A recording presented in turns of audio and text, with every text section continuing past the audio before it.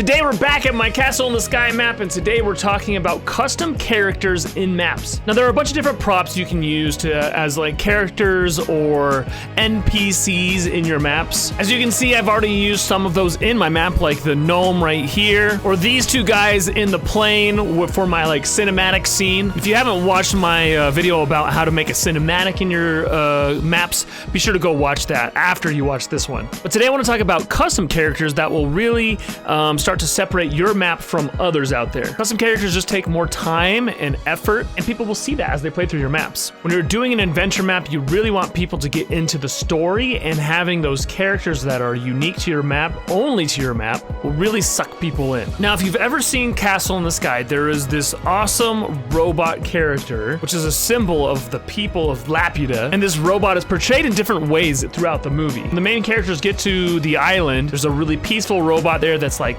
upkeeping everything. It gives them like a little flower. It's a really iconic shot in Castle in the Sky. But there's another robot from the Castle in the Sky that's down on Earth, and this robot's job is to protect the royal family. One of our main characters is part of the royal family, and it goes to try and protect her, and it just wreaks havoc amongst the military. So I felt like I really had to have this character in the map to make it feel more genuine to the story. Now, at this point in my map building here, I have a lot done, but I still have quite a bit more to do in the level design, decoration, etc. Like, this main area needs a lot more decoration. I need to like figure out what happens after they come in here and get into the castle. So there's quite a few more like levels that I need to do, but I needed to have this character in my map. So I had to build them at this point to make sure I had enough memory to have this character throughout the map. You'll see my memory up at the top. I've got less than 25% left to work with. So I have to be really careful with the level design and with the decorating, with the characters, etc., because there's only so much memory that I'm gonna have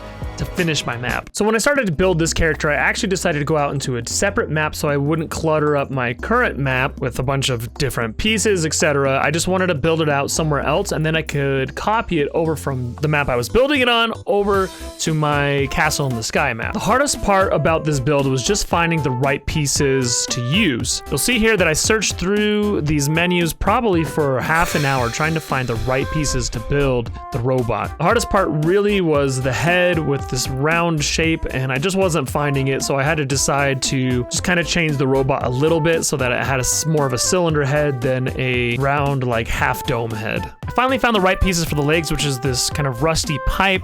I just flattened it and got it to the right size that would work as the sections for the legs and the arms. Then it just came down to sculpting it, which was pretty easy using the Grid Snap 32, getting it all lined up. Really didn't take too long once I started building the robot. It's not the most complex character ever. The main body of the robot was actually really easy because I found just the perfect pieces. Honestly, a lot of this character building just comes down to finding the right pieces, and that should make your job a lot easier when you're sculpting them. Like I said, I had to make some concessions with the head and use the cylinder shape, and I found this really cool glowing piece that would work really great for the bigger eye. And then I just put in one of the red torches for like the little laser that comes out. I didn't want to get too complex with the head. And then it was just sculpting out the arms. These little like claw things worked perfect for the hand. Then I put a few little vines on its shoulders to make it look like it's been around for a long time, and I had my robot.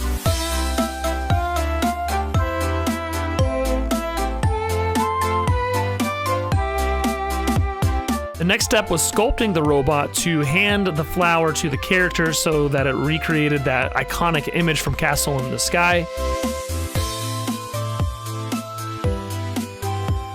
The final step was to go and select all of the pieces. On PC, it's using R. I'm not sure what it is on console. And then once it's all copied, I hold 1 to put it into my quick bar. My camera's covering my quick bar, but it copies over to the quick bar, so then I could go over to the Castle in the Sky map and then put them down where I want them. So now once you get through the main door here, you'll run through this forest and come out and see this really cool robot here. And I haven't really figured out what I'm gonna do from this point. Maybe that he takes the rose and gets warped to another room where there's a bunch of robots standing around like our climax of the map. I don't know, I haven't really figured that part out yet, but I will soon. So now my adventure has just a little bit more character to it that it didn't have before, and it will bring some of that nostalgia to people that have seen the movie before, and it's just cool in general for those that haven't seen it. If you can fit it in, I highly recommend adding custom characters into your adventure maps.